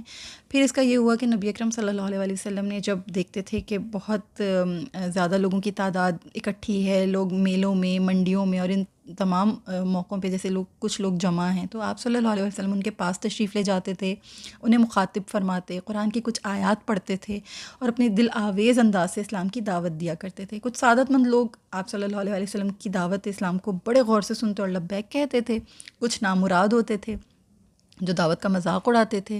جو مسلمانوں کی تعداد بڑھتی گئی، کفار کی دشمنی بھی بڑھتی چلی گئی، اور جو آپ صلی اللہ علیہ وسلم کا چچا ابو لہب تھا، وہ دشمنی کی تمام حدود کو پار کر گیا۔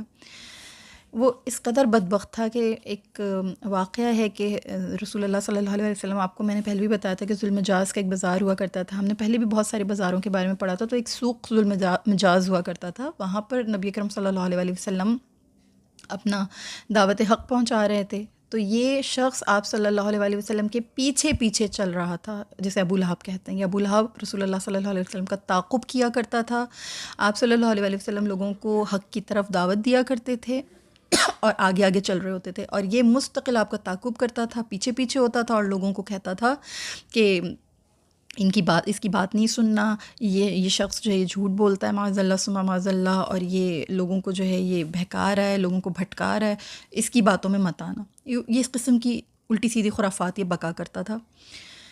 تو اس کا یہ جو طرز عمل تھا نا، یہ اللہ تعالیٰ کو سخت ناپسند تھا، اللہ تعالیٰ کو یہ چیز سخت سخت سخت بری لگتی تھی، اسی لیے اللہ تعالیٰ نے اس کی ان برائیوں کو دیکھتے ہوئے اور اس کی جو گستاخیاں تھیں ان کو دیکھتے ہوئے اللہ تعالیٰ نے تبت یدا ابی لہب وتب ما اغنی عنہ مالہ وما کسب یہ سورہ نازل فرمائی تھی۔ اس میں اللہ تعالیٰ نے بہت ساری وعیدیں نازل فرمائی تھیں کہ یہ شخص جو ہے یہ نہ صرف اس نے اس موقع پر یہ حرکت کی تھی جب آپ صلی اللہ علیہ وسلم نے کوئی صفحہ پر جو ہے وہ لوگوں کو صدا دی تھی، اور اس نے رسول اللہ صلی اللہ علیہ وسلم کو مطلب ایک برے الفاظ استعمال کیے تھے کہ تو دن بھر غارت ہو جا، اور اس طرح سے اس نے، اور ایک روایت میں آتا ہے کہ اس نے مٹی بھی اٹھائی تھی اور پھینکی تھی رسول اللہ صلی اللہ علیہ وسلم کی طرف، تو اللہ تعالیٰ نے اس کے ہاتھوں کو ٹوٹ جانے کی یہ وعید نازل فرمائی تھی کہ ٹوٹ جائیں ابو لہب کے ہاتھ۔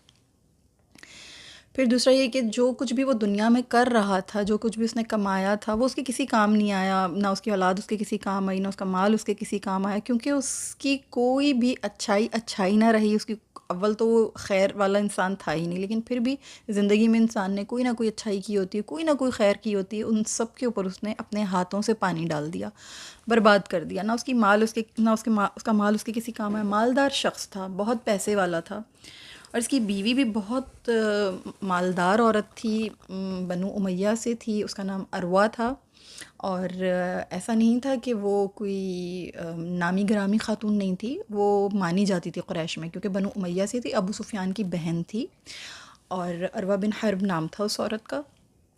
جمیل اس کی کنیت تھی، کیونکہ بہت خوبصورت تھی اور بہت تکبر سے بھری ہوئی، اور اپنے اپنے بیک گراؤنڈ پہ بہت اترائی ہوئی اور گستاخ عورت تھی۔ تو اس کے بارے میں بھی اللہ تعالیٰ نے سورہ میں یہ وعید کی ہے کہ اس کا بھی جو حال، اس کا بھی جو انجام بیان کیا گیا، استغفر اللہ العظیم۔ تو یہ چیز، استغفر اللہ، جس نے بھی نبی کریم صلی اللہ علیہ وسلم کے ساتھ گستاخی کی ہے، بے ادبی کی ہے، اس کا معاملہ اسی طرح سے ہوا ہے، اس کا معاملہ اچھا نہیں ہوا۔ تو اس جمیل کے بارے میں آپ کو تھوڑا سا بتانا چاہوں گی کہ اس جمیل کے ساتھ کیا معاملہ ہوا۔ اصل میں معاملہ کیا تھا کہ یہ جو بنو امیہ تھے نا، یہ اپنی رقیب بنو ہاشم سے بوجہ رقابت شدید عداوت رکھتے تھے، اور ابو لہب جو تھا یہ بنو ہاشم میں بڑا یعنی یہ ایک قداور شخص تھا، اور اس کی جو بیوی تھی جمیل وہ بنو امیہ سے تھی، اس لیے ابو لہب جس کا اصلی نام عبد العزیٰ تھا، یہ اپنے خاندان بنو ہاشم کی حمایت کرنے کے بجائے اپنے سسرالیوں کی طرفداری کیا کرتا تھا، اور رسول اللہ صلی اللہ علیہ وسلم کی مسلسل مخالفت کرتا چلا آ رہا تھا۔ آپ صلی اللہ علیہ وسلم نے بارہا کوشش کی کہ چچا ابو لہب مسلمان ہو جائے، لیکن وہ مخالفت سے باز نہیں آتا تھا، اور جمیل ابو لہب دونوں مل کر ہر وقت آپ صلی اللہ علیہ وسلم کی تضحیک اور تکلیف رسانی میں لگے رہتے تھے۔ آپ کو ستانے کا یہ دونوں میاں بیوی کوئی موقع ہاتھ سے جانے نہیں دیتے تھے۔ ایک طرف ابو لہب آپ صلی اللہ علیہ وسلم کے گھر میں کوڑا کرکٹ پھینکتا تھا، غلاظت پھینکتا تھا، تو دوسری طرف اس کی بیوی جمیل کیا کرتی تھی کہ یہ خاردار جھاڑیاں اٹھا لاتی تھی، اور جس راہ سے رسول اللہ صلی اللہ علیہ وسلم گزرا کرتے تھے یہ اس راستے میں ڈال دیتی تھی۔ اللہ تعالیٰ نے ان دونوں کے بارے میں سورہ لہب میں جو نازل آیت فرمائی تھی نا، جو آیت نازل ہوئی تھی کہ وَامْرَأَتُهُ حَمَّلَتَ الْحَطَبَ، یعنی اس کی عورت، حمالہ کہتے ہیں بوجھ اٹھانے والی کو، حمل آپ کو پتہ ہے بوجھ کو کہتے ہیں، حمالہ کہتے ہیں جو بوجھ اٹھائے، اور حطب جو ہے یہ لکڑیوں کا گٹھڑ، تو یہ عورت جو تھی یہ لکڑیوں کا گٹھڑ اٹھایا کرتی تھی، اور اتنا تعصب تھا اس کے اندر کہ کسی سے یہ ہیلپ نہیں لیتی تھی، یہ نفرت میں خود اٹھا اٹھا کے لایا کرتی تھی، اپنے ہاتھوں سے اٹھا اٹھا کے جمع کر کر کے لاتی تھی، اور اس کے گلے میں ایک بہت ہی قیمتی موتیوں کا ہار ہوا کرتا تھا، یہ دکھا دکھا کے سب کو کہتی تھی کہ میں تو جس قدر ہو سکا، یہ چاہے مجھے یہ ہار بیچنا بھی پڑا، میں یہ بیچ کر محمد کے خلاف جو ہے وہ تدبیر کروں گی، اور میں اس کے لیے جو ہے جو بھی تکالیف کے اسباب ہوں گے میں وہ خریدوں گی، جس حد تک مجھے مخالفت کرنی پڑے گی میں اس حد تک جاؤں گی۔ تکبر سے بھرے ہوئے متعصب قسم کی دونوں میاں بیوی تھے، ان کی حرکتیں بہت خراب تھیں، اس لیے یہ آیت نازل ہوئی تھی تبت یدا ابی لہب وتب ما اغنی عنہ مالہ وما کسب سیصلی نارا ذات لہب وامرأتہ حملۃ الحطب فی جیدہا حبل من مسد، ٹوٹ جائیں دونوں ہاتھ ابو لہب کے اور وہ ہلاک ہو گیا، نہ اس کے مال نے اسے کوئی فائدہ پہنچایا اور نہ اس کی کمائی نے، وہ ضرور بھڑکتی ہوئی آگ میں داخل ہوگا، اور اس کی بیوی بھی لکڑیاں ڈھونے والی ہے، اس کی گردن میں چھال کی بنی ہوئی رسی ہوگی۔ یعنی وہ جو جس ہار کو دکھا دکھا کے وہ بہت اترایا کرتی تھی نا، اللہ نے قیامت کے دن کی واضح وعید نازل فرمائی کہ اس کی گردن میں چھال کی بنی ہوئی رسی ہوگی۔ بعض مفسرین کہتے ہیں کہ وہ آگ کی بنی ہوئی رسی ہوگی، یا اس طرح کی جو ہے وہ تفسیر میں آتی ہیں باتیں، میں اس آیت کی تفسیر میں نہیں جاؤں گی، میں آپ کو صرف یہ بتانا چاہ رہی ہوں، میرا مقصد یہاں پہ بیان کرنے کا یہ ہے کہ جب جمیل کو معلوم ہوا کہ قرآن حکیم میں اس کی اور اس کے خاوند کی مذمت میں صورت نازل ہوئی، تو وہ طیش میں آ گئی اور ایک بھاری پتھر اٹھا کر رسول اللہ صلی اللہ علیہ وسلم کی طرف چل پڑی۔ آپ اس وقت حضرت ابو بکر صدیق رضی اللہ تعالیٰ عنہ کے ساتھ خانہ کعبہ میں تشریف فرما تھے۔ سیدنا ابو بکر صدیق رضی اللہ تعالیٰ عنہ نے جمیل کو دیکھا تو فوراً سمجھ گئے کہ وہ ناپاک ارادے سے آ رہی ہے۔ انہوں نے نبی کریم صلی اللہ علیہ وسلم سے عرض کی کہ اللہ کے رسول صلی اللہ علیہ وسلم جمیل آ رہی ہے، مجھے آپ کے بارے میں خوف لاحق ہے، مبادا وہ آپ کو نقصان پہنچائے۔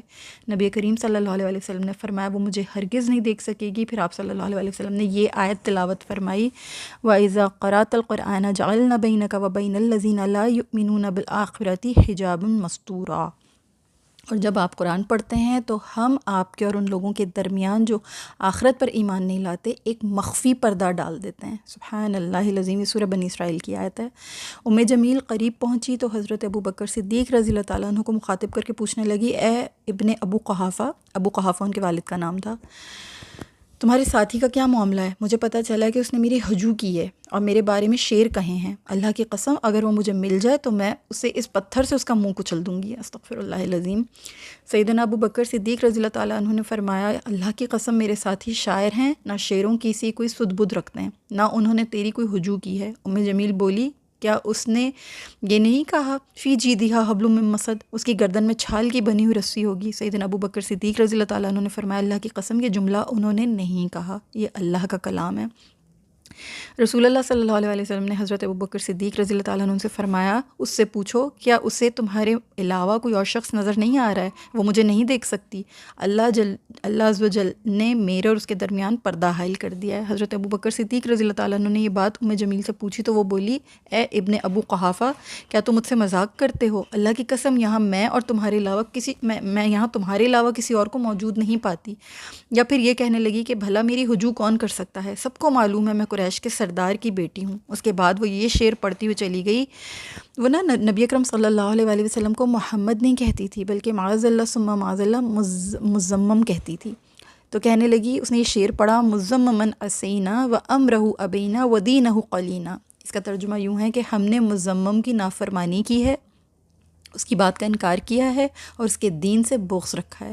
بعد ازاں رسول اللہ صلی اللہ علیہ وسلم نے فرمایا، کیا تم تعجب نہیں کرتے کہ کس طرح اللہ جل شانہ نے مجھے قریش کی بدزبانی اور لعن طعن سے محفوظ فرما دیا ہے؟ قریش مزمم کو گالیاں دیتے اور مزمم کی ہجو کرتے ہیں، اور میں محمد صلی اللہ علیہ وآلہ وسلم، صحیح بخاری کی حدیث ہے، نبی کریم صلی اللہ علیہ وسلم نے یوں فرمایا تھا۔ تو یہ بدبخت مزمم کہتے تھے، جبکہ رسول اللہ صلی اللہ علیہ وآلہ وسلم تو محمد ہیں، اور آپ صلی اللہ علیہ وسلم نے اس بات کا خود بھی باقاعدہ اعتراف فرمایا کہ یہ تو کسی مزمم کو گالیاں دیتے ہیں۔ مزمم وہ ہوتا ہے جس کی بہت زیادہ جس کی مذمت کی جائے، یعنی جس کو بہت برا بولا جائے۔ محمد وہ ہوتا ہے جس کی بہت زیادہ حمد کی جائے، وہ محمد ہوتا ہے۔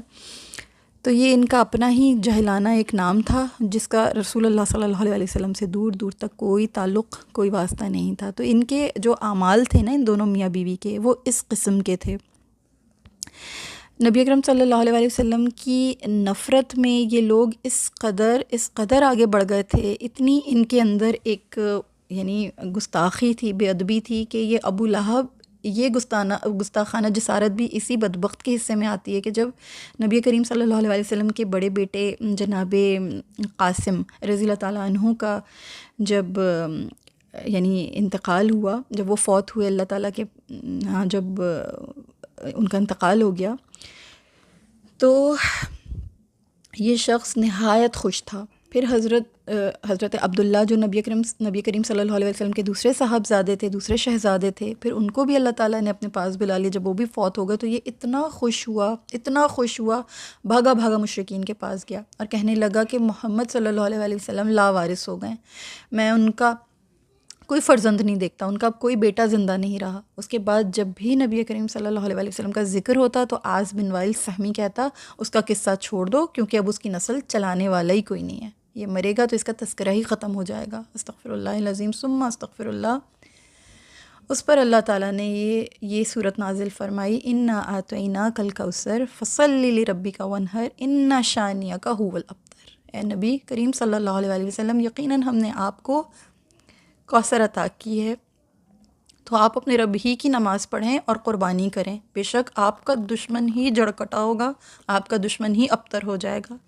حضرت انس رضی اللہ تعالیٰ عنہ سے روایت ہے کہ رسول اللہ صلی اللہ علیہ وسلم نے دریافت فرمایا، کیا تمہیں معلوم ہے کہ کوثر کیا ہے؟ ہم نے عرض کی، اللہ اور اس کے رسول صلی اللہ علیہ وسلم ہی زیادہ جانتے ہیں۔ رسول اللہ صلی اللہ علیہ وسلم نے فرمایا، یقیناً وہ ایک نہر ہے جس کا میرے رب عز و جل نے مجھ سے وعدہ کیا ہے، اس میں بہت بڑی بھلائی ہے، وہ ایسا حوض ہے جس پر میری امت قیامت کے دن آئے گی اور اس کے برتن ستاروں کی تعداد کے برابر ہوں گے۔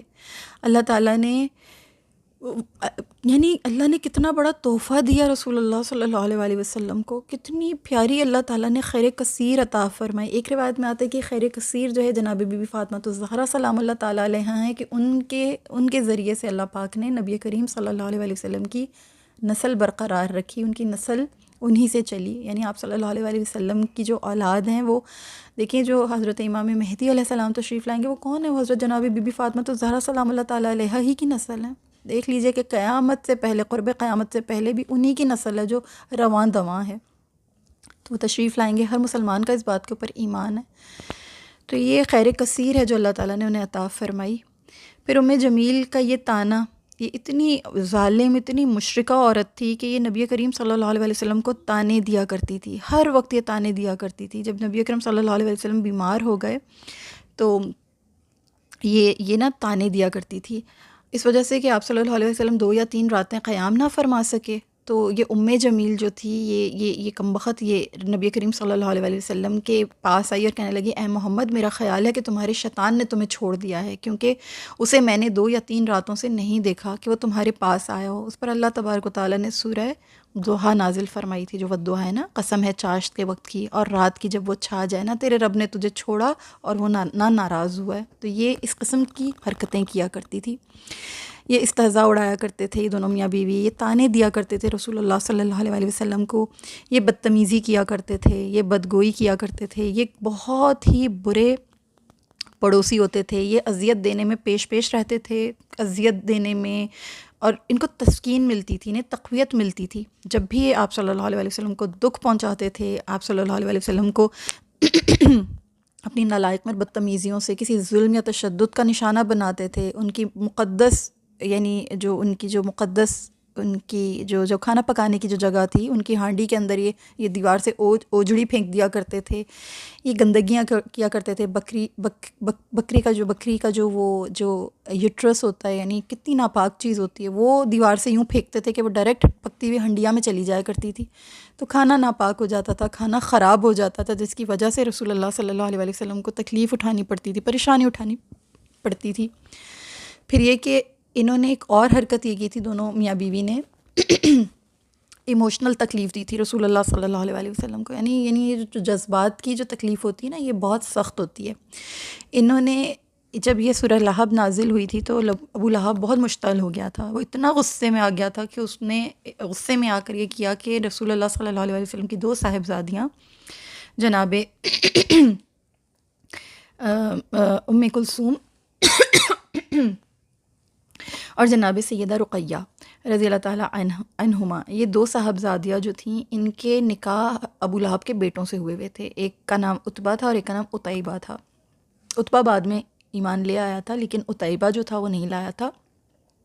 تو ہوا کیا تھا کہ اس نے، ابو لہب نے اپنے بڑے بیٹے عتبہ سے کہا کہ اگر مجھ سے تعلق رکھنا چاہتے ہو نا تو محمد صلی اللہ علیہ وسلم کی بیٹی کو طلاق دے دو۔ اس طرح اس بدبخت نے آپ صلی اللہ علیہ وسلم اور اپنے دوسرے بیٹے سے بھی یہی کہا، اس طرح دونوں بیٹیوں کو رخصتی سے پہلے ہی طلاق دلوا دی۔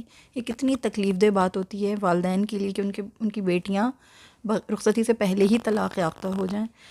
یہاں تک بھی انہوں نے ایموشنل، جس کو کہتے ہیں نا، رسول اللہ صلی اللہ علیہ وسلم کو تکلیفیں پہنچانا، انہوں نے وہ بھی پہنچائی ہیں۔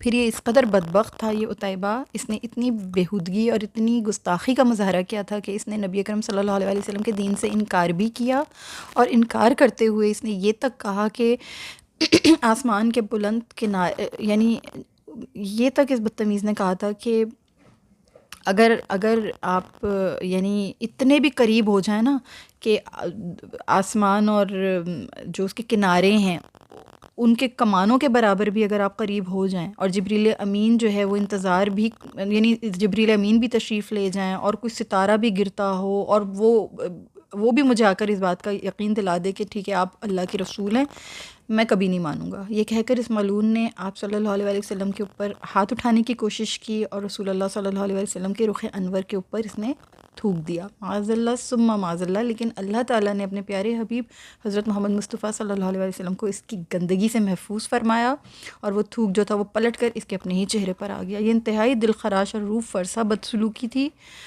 اور عتیبہ جیسے گھٹیا، خبیث اور شقی القلب شخص نے روا رکھی ہوئی تھی۔ رسول اللہ صلی اللہ علیہ وسلم نے اسے بد دعا دی تھی، اور اللہ تعالیٰ نے اس بد دعا کو قبول بھی فرمایا تھا. اس رسول اللہ صلی اللہ علیہ وسلم نے اس کے لیے بد دعا فرمائی تھی، اللہم صلۃ علیہ کلبا من کلابک، اے اللہ اس پر اپنے کتوں میں سے کوئی کتا مسلط کر دے.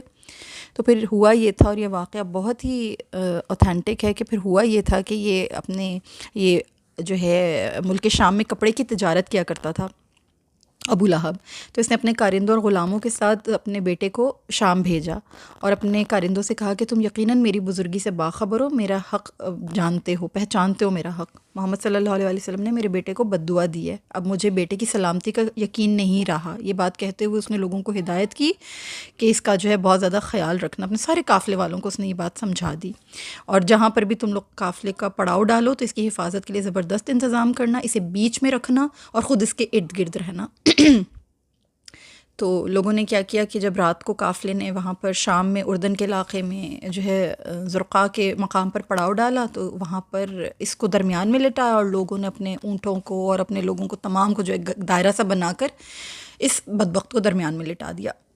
لیکن اچانک وہاں جب سب لوگ سو گئے تو ایک شیر آیا، اور اس شیر نے جو ہے وہ چکر لگایا لوگوں کے ارد گرد، اور اس نے اس بدبخت کو پہچانا، اور وہیں اس نے شیر نے اس بدبخت کو چیر پھاڑ دیا، اور وہیں اس کی ہلاکت ہو گئی. محمد صلی اللہ علیہ وسلم اس کائنات کے سب سے سچے اور سب سے عظیم بزرگ و برتر شخص ہیں. جس نے بھی ان کے ساتھ بدسلوکی کی ہے، جس نے بھی ان کے ساتھ اس قسم کی حرکتیں کی ہیں، اللہ تعالیٰ نے ان کو نہیں بخشا، اللہ نے ان کو نہیں چھوڑا. بہت برا ان کا سلوک ہوا ہے، بہت برا ان کا انجام ہوا ہے. کئی ایک اور بھی معاملات ہیں، کئی ایک اور بھی کفار اور ان کی بدسلوکیاں انشاءاللہ تعالیٰ نیکسٹ لیکچر میں آپ لوگوں کے ساتھ وہ بھی ذکر کروں گی. پھر میں ان کے جو ابہام تھے، جو ان کے اوہام تھے، ان کی جو خرافات تھیں، ان کے ذہنوں میں جو شکوک و شبہات تھے، ان کا بھی آپ لوگوں کے ساتھ ذکر کروں گی. آج ہم نے ابو لہب کے بارے میں، اس کی بیوی کے بارے میں، ان کی گستاخیوں کے بارے میں تھوڑی سی بات کی ہے، کیونکہ سمجھنا بہت ضروری ہے. یہ ایک رویہ تھا، اچھی طرح سے اس کو سمجھیں کہ ہماری گلیوں میں، شہروں میں، سیاسی جماعتوں میں، ایوانوں میں، اداروں میں، عدالتوں میں، خاندانوں میں بھی، یہاں تک کہ یہ ایسا آگ برساتا، عقل اور تدبر سے عاری، جذبات اور احساس برتری کا شکار اگر کوئی شخص آپ کو نظر آتا ہے تو کیا بتائیے کہ وہ ابو لہب نہیں ہے، وہ بھی ابو لہب ہی کی طرح ہے. یا ہمیں اپنا جائزہ لینا چاہیے کہ ہم کہیں ابو لہب یا اس کی بیوی کی طرح متعصب تو نہیں ہیں. ہمارے اندر کوئی تعصب تو نہیں موجود کسی کے بارے میں، کسی کے خلاف کوئی ضد، کوئی انا پرستی، کہیں ہمارے اندر بھی اس قسم کی برائیاں تو موجود نہیں ہیں. ہم کسی مخالف نظریے کے لوگوں کی نفرت میں اندھے تو نہیں ہوئے ہوئے، یا ہمارے دل، دماغ، ہمارے کان، ہماری آنکھیں، ہماری عقلوں پر کہیں مہریں تو نہیں لگی ہوئی. ایسا تو نہیں ہوتا ہے کہ دلیل ملے ہمیں کسی بات کی دلیل ہم پر اثر ہی نہیں کرتی ہو. اگر یہ ساری نشانیاں میرے اور آپ کے اندر بھی موجود ہیں تو پھر مجھے بتائیں مجھ میں اور آپ میں ابو لہب اور ام جمیل والی خصلتیں ہیں یا نہیں ہیں؟ ہم میں اور ان میں کیا فرق ہے؟ کچھ بھی نہیں. ہمیں اپنی اصلاح کرنی ہے. یہ کردار وہ ہیں جن کو دیکھ کے اور ان کے بارے میں اللہ رب العالمین کا غصہ، گستاخیوں کی ان کی وجوہات سمجھتے ہوئے ہمیں اپنی اصلاح کرنی ہے. یہ مخالفت اس کائنات کی سب سے بزرگ و برتر، سب سے بڑی شخصیت کے بارے میں کر رہے تھے. بادس خدا بزرگ تو ہی قصہ مختصر. رسول اللہ صلی اللہ علیہ وسلم اللہ تعالیٰ کے بعد اس کائنات کی سب سے بزرگ شخصیت ہیں. لیکن رویوں پہ غور کریں، رویے کیا تھے. اس کے لیے میں آپ کو ایک بہت چھوٹی سی ایک ایگزامپل دے کے میں آپ کو سمجھانے کی کوشش کرتی ہوں. اللہ کرے میری بات آپ تک پہنچ سکے، اور میرے لیے بھی ایک ریمائنڈر ہے. دیکھیں، قرآن نے بعض اوقات بظاہر کسی خاص شخص، قوم یا افراد سے مخاطب ہو کر، جیسے بنی اسرائیل سے، نصارہ سے، ابو لہب سے، قوم عاد سے، سمود سے، قوم لوط وغیرہ اس طرح کی قوموں سے مطلب مخاطب ہو کر بظاہر ان سے ہی بات کی ہے. لیکن ہم نے کبھی اس بات کے اوپر غور کیا کہ جب یہ آیات ہمارے لیے نہیں ہیں، یہ خاص ان سے مخاطب ہو کر ان کے لیے ہیں، تو ہم ان آیات کو کیوں تلاوت کرتے ہیں؟ یا ہمارے لیے ان میں ایسی کون سی نصیحت ہیں؟ یہ سب لوگ اب اس دنیا میں نہیں ہیں، یہ سب لوگ جا چکے ہیں. لیکن ان آیات میں ان افراد کو جو اللہ تعالیٰ نے جو خط دیے تھے نا، یہ آیات ایک طرح کے خط ہیں، اور کھلے ہوئے خط ہیں. یہ اللہ تعالیٰ نے یہ خط یہ خدا داد خط، یہ الہامی خط ان کو دیے گئے تھے، لیکن اوپن خط ہیں. ان خطوں کو ہمیں بھی دیا گیا ہے. یہ کھلے ہوئے خط ہمارے نام بھی بھیجے گئے ہیں. یہ ساری چیزیں جو ہیں بیسیکلی ہمیں دے کر اللہ تعالیٰ نے ان آیات سے ہمیں گزرنا جو پڑتا ہے نا، اس میں ہمیں سمجھایا جا رہا ہے کہ جھوٹی انا ہو، بغض ہو، غصہ ہو، فرقہ وارانہ نفرت ہو، حسد ہو، ضد ہو، یہ آگ ہے اور انسان کو ابو لہب جیسا انجام دیتی ہے، اس کی بیوی کے جیسا عذاب کا توق گردن میں ڈال دیتی ہے۔ یہ کھلے ہوئے خط ہمیں دو حکمتیں بتاتے ہیں۔ یہ آیات جو ہیں نا بیسیکلی ان میں دو حکمتیں، ایک یہ ہے کہ یہ جو کھلے ہوئے خط ہے نا یہ ہم ان جیسے افراد تک پہنچا دیں۔ دوسرا یہ ہے، دوسری حکمت یہ کہ یہ آیات اس لیے اس طرح سے کھلی ڈلی ہیں، اس طرح سے یہ خط کھلے میں، تاکہ لوگوں کو، یعنی ابو لہب جیسے کردار اگر ہماری سراؤنڈنگ میں ہو، ان کو پہنچانے سے پہلے نا ہم ان کے آئینے میں اپنا بھی جائزہ لے لیں۔ کہیں ہم میں تو کوئی ابو لہب نہیں چھپا ہوا، کہیں ہم میں تو کوئی ام جمیل نہیں چھپی ہوئی جو رشتوں کو پامال کرتی ہے، ضد کرتی ہے، تعصب رکھتی ہے، یا فرقہ وارانہ نفرتوں میں پھنسی ہوئی ہے، الجھی ہوئی ہے، نسلی تفاخر کا شکار ہے، کسی بغض میں، کسی حسد کا شکار ہوئی ہوئی ہے۔ یہ وہ الہامی چھنیاں ہیں جن میں سے گزر کر مجھے اور آپ کو روزانہ اپنا جائزہ لینا چاہیے۔ اللہ ہمیں سمجھنے کی توفیق عطا کرے۔ اس طرح کے کئی ایک کردار انشاءاللہ ہم آگے بھی پڑھیں گے۔ اللہ ہمیں سمجھنے کی توفیق عطا کرے۔ ہم سیرت النبی صلی اللہ علیہ وسلم میں جہاں نبی کریم صلی اللہ علیہ وسلم کے اعلیٰ اخلاق سمجھ رہے ہیں، ان کرداروں سے بھی ہمیں بہت کچھ سیکھنے کو مل رہا ہے۔ اللہ ہمیں سمجھنے والا بنائے، اللہ ہمیں عمل کرنے والا، اپنا سچا اور پکا مطیع بنائے، فرما بردار بنائے۔ اللہ مجھ سے اور آپ سے اس پڑھنے کو، سیکھنے کو قبول فرمائے۔ آمین یا رب العالمین۔ السلام علیکم ورحمۃ اللہ وبرکاتہ۔